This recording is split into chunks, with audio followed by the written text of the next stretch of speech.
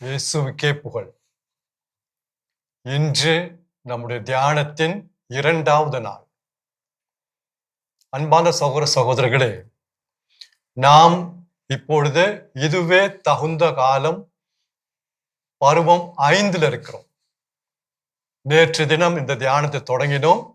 இந்த 5வது பருவத்தை நாம் தொடங்கினோம். அப்படி நாம் தொடங்கிய போது நேற்று தினம் ஒரு பொதுவான ஒரு முன்னுரை நாம் பார்த்தோம். இந்த தியானத்தில் நாம் எப்படி கலந்து கொள்ள வேண்டும், எந்த ஒரு மனநிலையோடு கலந்து கொள்ள வேண்டும், எந்த நோக்கத்தோடு கலந்து கொள்ள வேண்டும் என்பதை குறித்தெல்லாம் ஒரு பொதுவான முன்னுரை நாம் நேற்று தினம் பார்த்தோம். இன்றைக்கும் சில காரியங்கள் முன்னுரையாக உங்களிடம் பகிர்ந்து கொள்ள விரும்புகிறேன். ஆனா இந்த முன்னுரை எது குறித்து என்றால், இந்த தியானம், இந்த பருவம் 5, இந்த பருவம் 5ல நம்ம எதை பற்றி தியானிக்க போகிறோம், எதை பற்றி சிந்திக்க போகிறோம் என்பதை குறித்து ஒரு முன்னுரை. இது மிக மிக முக்கியமானது. இந்த பருவம் 5 நாம் புரிந்து கொள்ள வேண்டும் என்றால், கடந்த 4 பருவமும் நாம் எதை பற்றி பேசினோம், எதை பற்றி தியானித்தோம் என்பதை புரிந்து கொண்டால்தான் இந்த பருவம் 5 ஒரு தொடர்பு நமக்கு தெரியும், அது ஒரு கனெக்ஷன் தெரியும். இல்லைன்னா தனியா நிற்கும். அதனால் சுருக்கமாக கடந்த 4 பருவத்திலும் நாம் எதை பற்றி தியானித்தோம் என்பதை சுருக்கமாக உங்களிடம் பகிர்ந்து கொள்ள விரும்புகிறேன். அதாவது கிறிஸ்தவ வாழ்வு என்பது ஒரு ஓட்ட பந்தயத்திற்கு ஒப்பாக்கலாம். நாம் ஒப்பிடலாம், ஓட்ட பந்தயத்துக்கு ஒப்பிடலாம் கிறிஸ்தவ வாழ்வு. இந்த ஓட்ட பந்தயத்துல ஓடுறவங்க ஒரேடி நேரடியா போய் ஓட்ட பந்தயத்துல ஓடுறது கிடையாது. அந்த பந்தயத்துல பங்கெடுப்பதற்கு முன்பாக அவங்க எவ்வளவோ பயிற்சியில் ஈடுபடுகிறார்கள், பிராக்டிஸ் பண்றாங்க, எவ்வளவோ பயிற்சி பண்றாங்க. ஒரு தயாரிப்பு அவங்க செஞ்ச பிறகுதான் அந்த பந்தயத்துல போய் பங்கெடுக்கிறாங்க. அப்பதான் முழு பலனை அவங்களுக்கு அடைய முடியும். அதே போல கிறிஸ்தவ வாழ்வு என்பதை குறித்த இந்த தியானங்கள், இந்த இதுவே தகுந்த காலம் இந்த தியானம், நாம் இந்த கிறிஸ்தவ வாழ்வை ஒரு ஓட்ட பந்தயத்துக்கு நாம் ஒப்பிடலாம். எவ்வாறு ஓட்ட பந்தயத்துல கலந்து கொள்வதற்கு முன்னதாக அவங்க ஒரு தயாரிப்பு செய்கிறார்களோ, ஒரு பயிற்சி செய்கிறார்களோ, அதே மாதிரி இந்த தியானத்தின் முன்பாக நாம் ஒரு தயாரிப்பு பார்த்தோம். அதுதான் பருவம் 1. எதை மையமாக வைத்து நாம் தயார் செய்தோம் என்றால், மனமாற்றம் என்பதை மையமாக வைத்து, அந்த கருத்தை மையமாக வைத்து நாம் தயார் செய்தோம் பருவம் 1ல. அது ரொம்ப ரொம்ப முக்கியம். ஒரு தயாரிப்பு, ஒரு ப்ரிப்பரேஷன் ரொம்ப முக்கியமானது. அதனால பருவம் 1 நம்ம எப்படியாவது இன்னொரு முறையாவது நம்ம கேட்டு பார்க்கணும். ஒரு தயாரிப்பு. நம்ம சாப்பிட்றதுக்கு முன்னாடி கை கழுவுறோம் இல்லையா? ஒரு தூய்மையா போய் சாப்பிட்றோம். சாப்பாடு ரொம்ப முக்கியமானது. ஆனா கை கழுவி சாப்பிட்டதாங்க ரொம்ப நல்லது. அது கை சுத்தமா இருக்கணும். அதே மாதிரி நம்முடைய உள்ளத்தையும் இதயத்தையும் மனதையும் தூய்மைப்படுத்திய பிறகுதான் இந்த தியானத்தில் கலந்து கொள்ள வேண்டும். அதற்காக நாம் தயார் செய்தோம். மனமாற்றம் என்ற கருத்தை மையமாக வைத்து நாம் தயார் செய்தோம் பருவம் 1ல. பருவம் 2 எதை பற்றி பார்த்தோம் என்றால், இந்த ஓட்ட பந்தயத்துல ஓடுறவங்களுக்கு எப்பவுமே ஒரு லட்சியம் உண்டு, ஒரு குறிக்கோள் உண்டு, ஒரு லக்கு உண்டு, ஒரு கோல். அதே மாதிரி கிறிஸ்தவ வாழ்விலும் ஒரு லட்சியம் உண்டு, கோல் ஆஃப் கிறிஸ்டியன் லைஃப். அப்ப கிறிஸ்தவ வாழ்வின் லட்சியம் என்ன? கிறிஸ்துவை போல மாறுவது. 33 ஆண்டுகள் ஆண்டவராக இயேசு கிறிஸ்து இந்த உலகத்தில் முழு மனிதனாக வாழ்ந்து நமக்கு ஒரு முன் மாதிரியை காட்டினார். ஒரு எக்ஸாம்பிள், ஒரு முன் மாதிரியை அவர் காட்டினார். அவரை போல நாம் மாற வேண்டும். அவருடைய மனநிலை, அவருடைய உள்ளம், அவருடைய பார்வை, புதுமைகள் அற்புதங்களை பற்றி அல்ல, அவருடைய வாழ்க்கை, அதுதான் நம்முடைய லட்சியம். அவரை எவ்வாறு வாழ்ந்தார், எவ்வாறு கடவுளோடு அந்த தந்தையோடு அவர் நெருங்கிய உறவில் இருந்தார், அதுதான் நம்ம லட்சியம். அப்ப கிறிஸ்தவ வாழ்வின் லட்சியம் என்பது கிறிஸ்துவை போல நாம் ஒவ்வொரு நாளும் மாறுவது. ஒரே நாள் அல்ல, ஒவ்வொரு நாளும் மாறுவது. அப்ப அதை வைத்துதான் நாம் பருவம் 2ல தியானித்தோம். the finishing point, the goal of Christian life. அதுதான் நம்முடைய லட்சியம். கிறிஸ்துவை போல நாம் ஒவ்வொரு நாளும் மாறுவது. சரி, அப்போ லட்சியம், அந்த பினிஷிங் பாயிண்ட் மட்டும் ஓட்ட பந்தயத்துல இருந்தா பத்தாது, ஒரு ஸ்டார்டிங் பாயிண்ட் இருக்கணும் ஓட்ட பந்தயத்துல.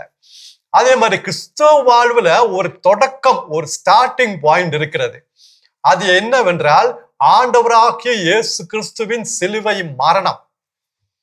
சிலுவை மரணம் என்று சொல்லும் பொழுது உயிர்ப்பும் அதை சேர்ந்து தான் நம்ம வந்து தியானிக்க வேண்டும். சிலுவை மரணம் தனியாக எடுக்கக்கூடாது. இயேசுவின் சிலுவை மரணம், அடக்கம், உயிர்ப்பு, இதை பற்றி தியானித்தோம். இந்த சிலுவை மரணம் தான், ஆண்டவராக இயேசு கிறிஸ்துவின் சிலுவை மரணம் தான் நம்முடைய கிறிஸ்தவ வாழ்வின் தொடக்கம், ஸ்டார்டிங் பாயிண்ட். இதுவும் மிக முக்கியமானது. ஓட்ட பந்தயத்துல ஓடுறவங்க அந்த ஸ்டார்டிங் பாயிண்ட்ல சின்ன பிரச்சனை பண்ணாங்கன்னா போச்சு. ஒரு செகண்ட் ஏதாவது லேட் ஆச்சு போச்சு. அவ்வளவு நுணுக்கமா இருப்பாங்க. அது மாதிரி கிறிஸ்தவ வாழ்விலும் ஆண்டவராக இயேசு கிறிஸ்துவோட சிலுவை மரணம் மையமாக வைத்து தாங்க நாம் ஓட்டத்தை தொடங்க வேண்டும். அதுதான் பருவம் 3லும் பருவம் 4லும் நாம் தியானித்தோம். 2 பருவத்துல நாம் தியானித்தோம். ஆண்டவராக இயேசுவின் சிலுவை மரணத்தை 2 பருவங்களை தியானித்தோம். பருவம் 3ல வந்து ரோமியருக்கு எழுதிய கடிதத்தை சுருக்கமாக தியானித்தோம். அங்க இயேசுவின் சிலுவை மரணம் வருகிறது. பருவம் 4ல இயேசுவின் சிலுவை மரணம் இன்னும் தனியாக எடுத்து இன்னும் ஆழமாக நாம் தியானித்தோம். இப்போ பருவம் 5ல வந்திருக்கும். பருவம் 5 என்னது? அதே மாதிரி ஓட்ட பந்தயத்துல பாருங்க. ஓட்ட பந்தயத்துல ஸ்டார்டிங் பாயிண்ட் இருக்கு, பினிஷிங் பாயிண்ட் இருக்கு. அந்த 2க்கு இடையில ஒண்ணு வரும். என்னன்னு தெரியுமா? ஸ்டார்டிங் லைனுக்கும் அந்த பினிஷிங் லைனுக்கும் இடையில ஒண்ணு வரும். அது என்னன்னு தெரியுமா உங்களுக்கு? நமக்கு எல்லாத்துக்கும் தெரியும். அதுதான் ட்ராக். அந்த ட்ராக் ரொம்ப முக்கியமானது. அந்த ட்ராக்கை குறித்து தான் நாம் இந்த பருவம் 5ல தியானிக்க போகிறோம். இந்த ட்ராக்கை பற்றி தியானிக்கும் பொழுது இந்த கிறிஸ்துவ நாம் எப்படி ஓட வேண்டும். சின்ன ட்ராக்கை கொஞ்சம் மாறிட்டோம் போச்சுங்க, நான் ஓடிட்டேன், அந்த பினிஷிங் பாயிண்ட் வந்துட்டேன், அதெல்லாம் ஒன்னும் யாரும் ஏத்துக்க மாட்டாங்க. ட்ராக்ல ஓடுனியா அதான் கேட்பாங்க. கொஞ்சம் உன் கால் அந்த பக்கம் போச்சு, ட்ராக்கை விட்டு போயிருச்சு, அதனால ஃபவுல்னு சொல்லி நம்மள வந்து டிஸ்குவாலிஃபை பண்ணிடுவாங்க. அதே மாதிரி கிறிஸ்தவ வாழ்வு இந்த ட்ராக் ரொம்ப முக்கியம். ரொம்ப நுணுக்கமா இருக்கணும், ரொம்ப எச்சரிக்கையா இருக்கணும், ரொம்ப கேர்ஃபுல்லா இருக்கணும். அதனாலதான் இந்த தியானத்துல ரொம்ப நம்ம ஜாக்கிரதையா எச்சரிக்கையா நம்ம கவனிக்க வேண்டும். சரி, இந்த ட்ராக்கை பற்றி தியானிக்கும் பொழுது ஒரு வசனத்தை மையமாக வைத்து நாம் தியானித்தால் நமக்கு எளிதாக இருக்கும், ஈஸியாக புரியும். அந்த வசனம் எபிரேயருக்கு எழுதிய திருமுகம் 12வது அதிகாரம் முதல் வசனம். The letter to the Hebrews, ஆங்கிலத்தில் the letter to the Hebrews, புதிய ஏற்பாடு தான். எபிரேயருக்கு எழுதிய திருமுகம் 12வது அதிகாரம் முதல் வசனம். அங்கதான் அந்த ட்ராக்கை பற்றி அழகாக அந்த நூல் ஆசிரியர் அருமையாக எடுத்து சொல்லுகிறார். ஒரே வசனத்துல அந்த வசனம் இவ்வாறு சொல்லுகிறது: திரண்டு வரும் மேகம் போல் இத்தனை சாட்சிகள் நம்மை சூழ்ந்து நிற்க, எந்த சுமையையும் எந்த நம்மை பற்றி கொண்டிருக்கும் எந்த பாவத்தையும் உதறி தள்ளிவிட்டு நமக்கு குறிப்பிடப்பட்டுள்ள ஓட்ட பந்தயத்தை மன உறுதியோடு ஓடுவோமாக. மீண்டும் அந்த வசனத்தை கூறுகிறேன். திரண்டு வரும் மேகம் போல் இத்தனை சாட்சிகள் நம்மை சூழ்ந்து நிற்க, எந்த சுமையையும், எந்த சுமையோட எந்த பாரத்தையும் அப்படி எடுத்துக்கலாம், எந்த சுமையையும் நம்மை பற்றி கொண்டிருக்கும் எந்த பாவத்தையும் உதறி தள்ளிவிட்டு, என்ன செய்யணுமா? உதறி தள்ளிவிட்டு நமக்கு குறிப்பிடப்பட்டுள்ள ஓட்ட பந்தயத்தை, ரேஸ் மார்க்ட், குறிப்பிடப்பட்டுள்ள ஓட்ட பந்தயத்தை மன உறுதியோடு ஓடுவோமாக. அருமையா அந்த ஆசிரியர் எடுத்து சொல்லுகிறார் பாருங்க. அருமையா அந்த ட்ராக்கை காட்டுகிறார். அப்போ அந்த இந்த வசனத்தை சற்று தியானிப்போம். இது வந்து தியானத்தின் முன்னுரை தான். இன்னும் நாளிலிருந்து நம்ம ஆழமாக தியானிக்க போகிறோம். இருந்தாலும் இந்த முன்னுரை நாம் எச்சரிக்கையாக ஒரு கவனமாக ஜெப உணர்வோடு நாம் கேட்டோம் என்றால் நன்றாக இருக்கும். தொடக்கத்துல திரண்டு வரும் மேகம் போல் இத்தனை சாட்சிகள் நம்மை சூழ்ந்து நிற்க அப்படின்னு சொல்லப்படுகிறது. அப்ப இத்தனை சாட்சிகள் நம்மை சூழ்ந்து நிற்க அப்படின்னு சொல்லும் பொழுது அது எபிரேயருக்கு எழுதிய திருமுகம் 11வது அதிகாரத்தை குறிக்கிறது.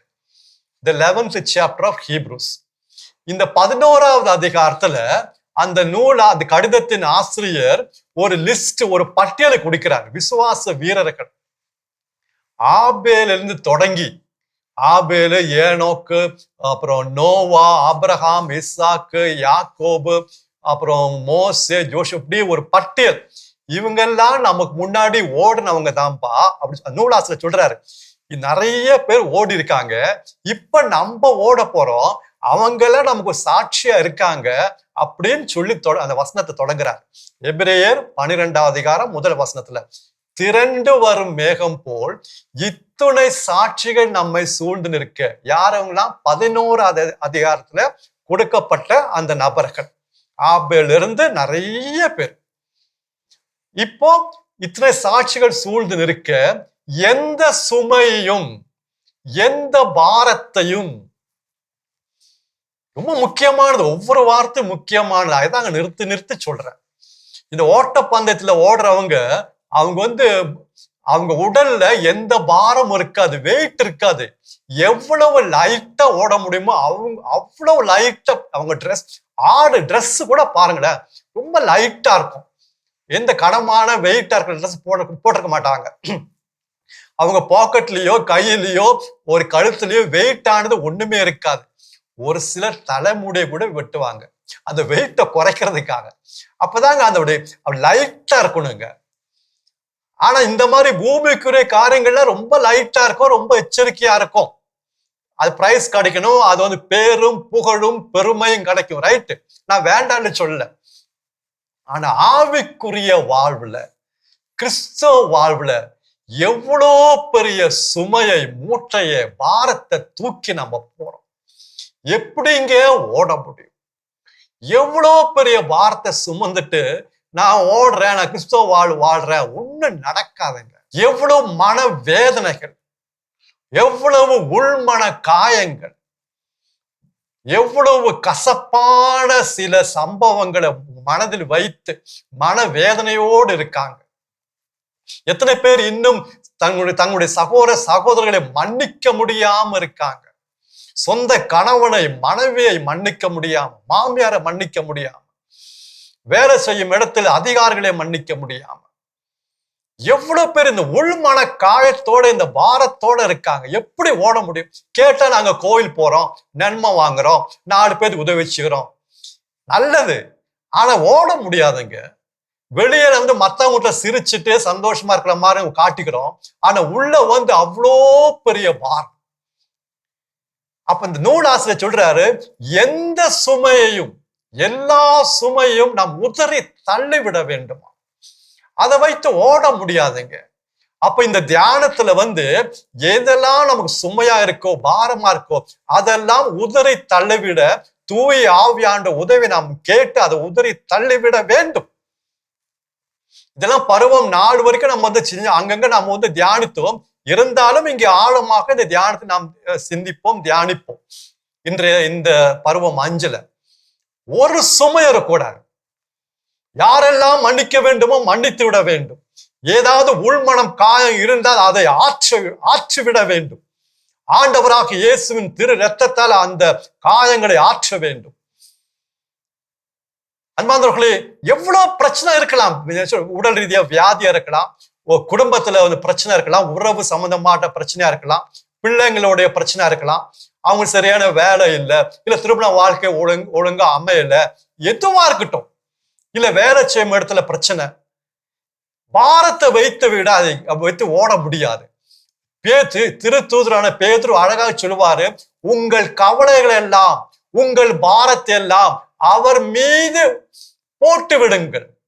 ஆங்கிலத்துல அருமையா இருக்கும், அன்லோட் யுவர் வரிஸ். அன்லோடு போனுங்க, காஸ்ட் அவுட் யுவர் வரிஸ், தூக்கி போடுங்க, அவர் மேல தூக்கி போடுங்க. அவர் உங்கள் மீது அக்கறை உள்ளவரா இருக்காரு. திருத்தூதர் பேதுரு அருமையா சொல்வார், அன்லோடு போடுங்க, லோடிங் அன்லோடிங். ஏன் நீங்க தூக்கிட்டு போறீங்க? ஏன் இந்த மூட்டை தூக்கிட்டு நடக்கிறீங்க? எல்லாம் அவர் மேல போடுங்க, அவர் சுமப்பாருங்க. அவ்வளவு அக்கறை உள்ளவராக, அன்புள்ளவராக அவர் இருக்கார். நமக்கு உதவி செய்ய அவர் இருக்கார், நம்முடைய கடவுள். எனவே இந்த தியானத்தில் எல்லா விதமான சுமையும் அவர் மீது போட நாம் கற்றுக்கொள்ள வேண்டும். சரி, எந்த சுமையும், அதுக்கப்புறம் பாருங்க, நம்மை பற்றி கொண்டிருக்கும் எந்த பாவத்தையும் அதையும் உதறி தள்ளவிட வேண்டும். நம்மை பற்றி கொண்டிருக்கும் எந்த பாவத்தையும். இப்போ ஓட்டப்பந்தயத்துல ஓடுறவங்க காலில் வந்து பெரிய சங்கிலி கட்டி இருந்தா அவங்களால ஓட முடியுமா? எப்படிங்க ஓட முடியும்? அப்ப அந்த பூமிக்குரிய காரியங்கள்ல, ஓட்ட பந்தயத்துல, படிப்புல, மற்ற காரிய வேலையில எல்லாம் கரெக்டா இருக்கும், எச்சரிக்கையா இருக்கும், கரெக்டா சேரும். ஆனா ஆவிக்குரிய வாழ்வுல எவ்வளோ பாவம் நம்மை பற்றி கொண்டிருக்கிறது, ஒட்டி கொண்டிருக்கிறது. அதெல்லாம் ரொம்ப லைட்டா எடுத்துக்கிறோம்ல. அதுல இருந்து விடுதலை இன்னும் பெறவில்லை. எத்தனை ஆண்டுகளாக ஒரு சில நபர்கள் சில பாவங்களுக்கு அடிமைகளாக இருக்காங்க, விடுதலை பெற முடியாம இருக்காங்க. ஏங்க விடுதலை பெற முடியல? என்ன காரணங்க? நாம் அதை பற்றி முழுமையாக தியானிக்கவில்லை என்றால் 4 பருவங்களை நம்ம பார்த்துட்டோம். இருந்தாலும் இந்த பருவத்திலையும் நம்ம பார்ப்போம், 5வது பருவத்திலையும் பார்ப்போம். உதறி தள்ள விட வேண்டும். ஏன் உதறி தள்ள இந்த பாவத்திலிருந்து விடுதலை பெற முடியல? ஒரு காரணம் இங்க நான் சொல்ல விரும்புகிறேன் முன்னுரையாக. இதெல்லாம் முன்னுரை, இன்றைக்கு தியான சிந்தனைகள் எல்லாம் முன்னுரை தான். இருந்தாலும் ஒரு காரணம் ஏன் நம்மள பாவத்தை, நம்முடைய வாழ்க்கை இருக்க பாவத்திலிருந்து விடுதலை பெற முடியல. 1 பேதுரு 2வது அதிகாரம் 1 வசனம். 1 பேதுரு, 1 பீட்டர் 1 பேதுரு 2வது அதிகாரம் 1 வசனம். அங்க திருத்தூதர் பேதுரு அருமையா சொல்வாரு, நீங்கள் ஆண்டவர் இவ்வளவு நல்லவர் என்று, இனியவர் என்று சுவைத்திருந்தால், ஆண்டவர் எவ்வளவு இனியவர் என்று சுவைத்திருந்தால், ருசி பார்த்திருந்தால், எல்லா வகையான வஞ்சகத்தையும், வெளிவேடமும், பொறாமையும், அவதூறும் நீங்கள் அகற்றி விடுங்கள். திருத்தூதரான பேதுரு எல்லா மக்களையும் பார்த்து சொல்ல, நீங்களும் வெளிவேடெல்லாம் அகற்றணும், பொறாமையெல்லாம் இருக்கக்கூடாது, எல்லாத்தையும் பார்த்து சொல்ல முடியாது, அவங்களால முடியாது. ஆனா ஒரு சில குறிப்பிட்ட மக்களை பார்த்து பேதுரு சொல்றாரு. யாரை பார்த்து? யாரெல்லாம் ஆண்டவர் எவ்வளவு இனியவர் என்று, நல்லவர் என்று, அன்புள்ளவர் என்று சுவைத்து பார்த்திருக்கிறார்களோ அவங்களுக்கு முடியும். அதனாலதான் திருத்தூதர் பேதுரு சொல்றாரு, நீங்க விட்டு விடுங்க, வெளிவேடத்தை விடுங்க, வஞ்சகத்தை விடுங்க, பொறாமையை விடுங்க, அவதூறு பேசுவதை நீங்க அகற்றி விடுங்க அப்படின்னு சொல்றாரு. அப்ப இன்னும் நமக்கு இந்த பாவத்துல விடுதலை பெற முடியலன்னா, ஒரு குறிப்பிட்ட பாவத்துல விடுதலை பெற முடியலன்னா, இன்னும் நாம் ஆண்டவராக இயேசு கிறிஸ்து எவ்வளவு இனியவர் என்று, எவ்வளவு நல்லவர் என்று நாம் சுவைத்து பார்க்கவில்லை, ருசி பார்த்ததில்லை. அவரை குறித்து அறிவு நிறைய இருக்கு. அவர் எங்க பிறந்தாரு, எங்க வளர்ந்தாரு, என்னென்ன புதுமைகள் அற்புதங்களா செஞ்சாரு, எப்படி இறந்தாரு, மரித்தாரு, அதெல்லாம் தலையில இருக்கு, அறிவுபூர்வமா இருக்கு. ஆனா சொந்த வாழ்க்கையில அவர் எவ்வளவு இனியவர் என்று சுவைத்து பார்த்ததே கிடையாது. அப்ப பாவத்துல இருந்து விடுதலை பெற முடியும். இது ஒரு அடையாளங்க. ஆண்டவர் எவ்வளவு நல்லவர் என்று, இனியவர் என்று சுவைத்து பார்த்திருக்கிறேனா எப்படி தெரியும்? நான் பாவத்திலிருந்து விடுதலை பெற முடியும். ஏன்னா சரி, இப்படி ஒரு எடுத்துக்காட்டு சொல்ல விரும்புகிறேன். டீச்சர் ஸ்கூல்ல கிளாஸ்ல ஒரு போர்டுல சின்ன கோடு வரைகிறாங்க. மாணவர்களை பார்த்து அவங்க டீச்சர் சொல்றாங்க, இந்த கோடை நீங்க தொடக்கூடாது, ஆனா இதை சின்னதாக்கணும். இப்ப நான் ஒரு கோடு வரைஞ்சிருக்கேன், இதை நீங்க சின்னதாக்கணும், நீங்க தொடக்கூடாது, தொடாம சின்னதாக்கணும். என்ன செய்யணும்? நமக்கு எல்லாத்துக்கும் தெரியும், அந்த கோட்டுக்கு மேல பெரிய ஒரு கோடு வரையணும். அந்த பெரிய ஒரு கோடு நம்ம வரைஞ்சோம்னா அந்த கோடு தானா சின்னதா போயிடும். ஒப்பிட்டு பார்க்கும்போது ஒண்ணுமே கிடையாது. அந்த மேலுக்குள்ள கோடு எவ்வளவு பெருசா போதோ அவ்வளவு அந்த முதல் வரைஞ்ச கோடு சின்னதா இருக்கும். அதாவது ஏரோப்ளேன் கீழே இருந்து மேல போக போக போக இந்த மாடி கட்டிடங்கள்லாம் சின்னதா தெரியும், கார் எல்லாம் பொம்மை காரு மாதிரி தெரியும். அத ஆண்டவர் எவ்வளவு இனியவர்னு சுவைத்து பார்த்திருந்தால் இந்த பாவத்தெல்லாம் நம்ம விட முடியுங்க. பட்டாம்பூச்சி அது பூல போய் உட்கார்ந்து தேனை அப்படி உறிஞ்சு குடிக்குது. ஆனா ஒரு காலத்துல இந்த பட்டாம்பூச்சி ஒரு புழுவா இருந்தது. புழுவா இருந்தப்போ அந்த பட்டாம்பூச்சி என்ன செய்யும்? இலைய போய் சாப்பிடும், இலைய போய். இப்போ பட்டாம்பூச்சியில போய், ஏன் நீ முன்னாடி இலையெல்லாம் சாப்பிட்டு இப்ப இலையெல்லாம் சாப்பிடல, அச்ச அந்த பட்டாம்பூச்சி அழகா சொல்லு, இலைய போய் சாப்பிடுறதா? அது அன்னைக்கு அந்த காலம். இப்பப்பா நான் வளர்ந்துட்டேன், இது சிறகெல்லாம் வந்துருச்சு, அந்த பூல உட்காந்து அந்த தேனை அப்படியே உறிஞ்சு சாப்பிடும். அது எவ்வளவு இனிமையா இருக்கு தெரியுமா? இலையாச்சா யாராவது இலைய போய் சாப்பிடு. ஒரு காலத்துல அப்படி இருந்தோம். பெருசு வர, நல்லது வர, மேன்மையானது வர, உன்னதமானது வர, அந்த பழசு பழைய வாழ்க்கையெல்லாம் போயிருங்க. உண்மையா சொல்றேன். ஒருத்தர் வீடு, காரு, நிலம் எல்லாம் சொந்தமா இருந்துச்சு. அவர் பத்திரமா அதெல்லாம் பார்த்துட்டு இருந்தாரு. ஆனா ஒரு இடத்துல நிலத்துல போய் ஒரு வேலை செய்யும் போது அங்க பெரிய ஒரு பொக்கிஷம் பார்த்தாரு. பெரிய பொக்கிஷம், கோடிக்கணக்கான மதிப்புள்ள ஒரு பொக்கிஷம், ட்ரெஷர் அவர் பார்த்தாரு அந்த வயல்ல. உடனே அதை மூடி வச்சுட்டு இவர் என்ன செஞ்சாரு, இந்த இவ்வளவு நாள பாதுகாப்பா வைத்திருந்த இந்த நிலம், வீடு, காரு எல்லாத்தையும் வித்துட்டாரு. இவருடைய நண்பர்லாம் கேட்கறாங்க, என்னையா முட்டாள்தனமா இருக்க, வீடு, காரு, நிலம் தான் விற்கிற, நீ என்ன செய்வ? எல்லாம் போட்டும், இதை விட மேலானது ஒண்ணு எனக்கு கிடைக்க போகுது. இதெல்லாம் வித்துட்டு அந்த நிலத்தை வாங்கிட்டாரு. எவ்வளவு கோடிக்கணக்கான மதிப்புள்ள பொக்கிஷம் அவர் கிடைச்சு பாருங்க. இதை விட தயாரா இருந்தாரு. இந்த வீட்டையும், காரையும், நிலத்தையும், அவருடைய நிலத்தையும் எல்லாத்தையும் விட அவர் தயாரா இருந்தாரு. ஏன்னா மேலானது ஒண்ணு வரும்போது கீழானது, சின்னது அப்படியே தான விட மனசு வருங்க. இதாங்க, நம்மை பற்றி கொண்டிருக்கும் எந்த பாவத்தையும் உதறி தள்ளிவிட வேண்டும். எப்படி முடியும்? மேலான ஒன்று வரும்போது, இதை விட சுவையான ஒன்று வரும்போது, இதை விட ருசியான ஒன்று வரும்போது, இதை விட இன்பமான ஒன்று வரும்போது இது தானா போயிடும். அதான் நூலாசிரியர் சொல்றாரு, திரண்டு வரும் மேகம் போல் இத்தனை சாட்சிகள் நம்மை சூழ்ந்து நிற்க எந்த சுமையும், அதாவது எந்த பாரத்தையும், நம்மை பற்றி கொண்டிருக்கும் எந்த பாவத்தையும் உதறி தள்ளிவிட்டு நமக்கு குறிப்பிடப்பட்டுள்ள ஓட்ட பந்தயத்தை எப்படி ஓடணுமா? மன உறுதியோடு ஓடுவோம். பயப்பட தேவையில்லை, கவலைப்பட தேவையில்லை. தூய் ஆவியானவர் நமக்காக இருக்கிறார். நமக்கு உதவி செய்யதான் அவர் இருக்கிறார். நாம் எவ்வளவு நாம் அவரோட ஒத்துழைக்கிறோமோ, குறிப்பாக இந்த தியானத்துல ஒவ்வொரு நாளும் செய்தி கேட்கும்போது ஜெபனோடு கேட்டு, பயபக்தியோடு கேட்டு, தூய் ஆவியானவரே எங்களுக்கு உதவி செய்யுங்க, இந்த குறிப்பிட்ட பாவத்திலிருந்து எங்களுக்கு விடுதலை வேண்டும், இயேசுவை நாங்கள் இன்னும் ரசித்து ருசித்து பார்க்க வேண்டும், எங்களுடைய வாழ்க்கையில் உள்ள இந்த மன காயங்கள், உள்மன காயங்கள்லாம் ஆற வேண்டும், நாங்கள் இந்த ஓட்டத்தில் தொடர்ந்து ஓட வேண்டும், வெற்றி பெற வேண்டும் அப்படின்னு தூய ஆவியானவற்றை நம்ம ஆர்வத்தோடு தாகத்தோடு ஜெபித்தோம் என்றால் நிச்சயமா இந்த காலத்தில் இப்பொழுது தூய ஆவியானவர் நமக்கு உதவி செய்வார். அவர் அதுக்காக காத்துட்டு இருக்காருங்க. Is waiting. அவர் நமக்காக காத்துட்டு இருக்காரு. நம்முடைய ஆர்வத்தை, தாகத்தை அவர் பார்க்கிறார். ஏன் அவ்வளவு ஆர்வமா இருக்காரு? ஏன்னா இதுவே தகுந்த காலம்.